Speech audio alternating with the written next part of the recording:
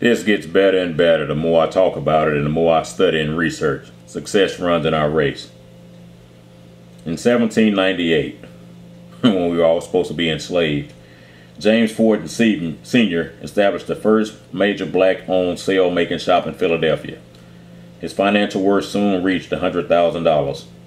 Forten was a leader in the radical abolitionist movement, an organizer of the American Anti-Slavery Society, which he founded in 1833.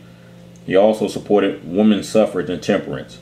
He inspired his daughters Margaretta, Sarah, and Harriet, and his granddaughter Charlotte Forten Grimke in their efforts on behalf of blacks. He was born in Philadelphia to free blacks and attended a school that Quaker Anthony Benzett operated for blacks. After his father died, Forten ended his education and went to work to help support his family.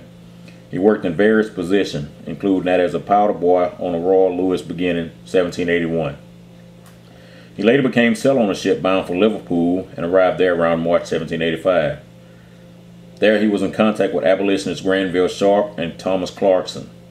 He returned to America by fall 1786 and became apprentice to sailmaker Robert Bridges.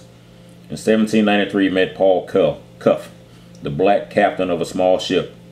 In summer 1798, Forten bought out Bridges, became master of the sail-off, and soon became successful.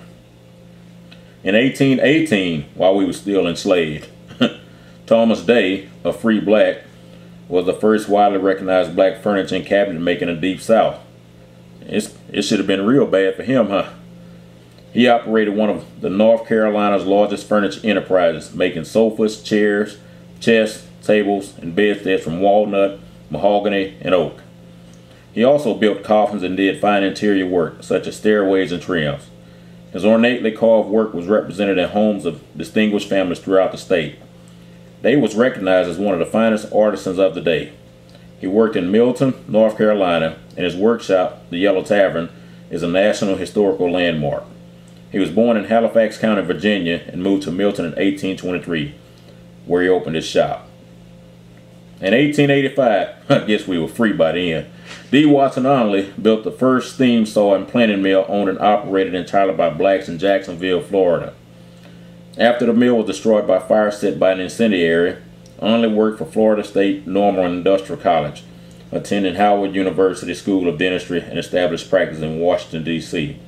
So even after his first business was burned down, he changed course and got his dentistry degree and opened up a practice after that. 1910, Madam C.J.Walker is believed by some to be the first black woman to become a millionaire. However, supporters of Annie Turnbo Malone dispute this. Both women produced hair care products for black women during this period.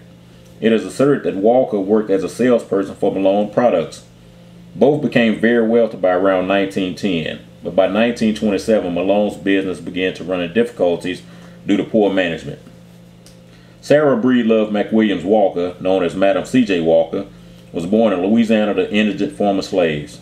She became interested in the hair problems of black women, and after moving to Denver, she began to manufacture hair products, including her wonderful hair grower, and eventually produced 5 hair care products. Her company began with door-to-door selling techniques. She eventually established a chain of beauty parlors across the country, the Caribbean, and South America. In 1910, Walker selected Indianapolis as her headquarters. She employed 5,000 black commission agents who demonstrated her techniques and sold her products. She became wealthy and built a palatial mansion, Villa Laurel, on the Hudson River in Irvington, New York. Enrico Caruso gave the home its name. It became a gathering place for black leaders and entertainers. Walker lived there barely a year before she died. In 1993, investment banker Harold Doley bought the house, and in 1958 turned it into a temporary decorators museum to attract black designers and raise money for charity. Annie Minerva Turnbo Pope Malone was born in Metropolis, Illinois, and was orphaned at an early age.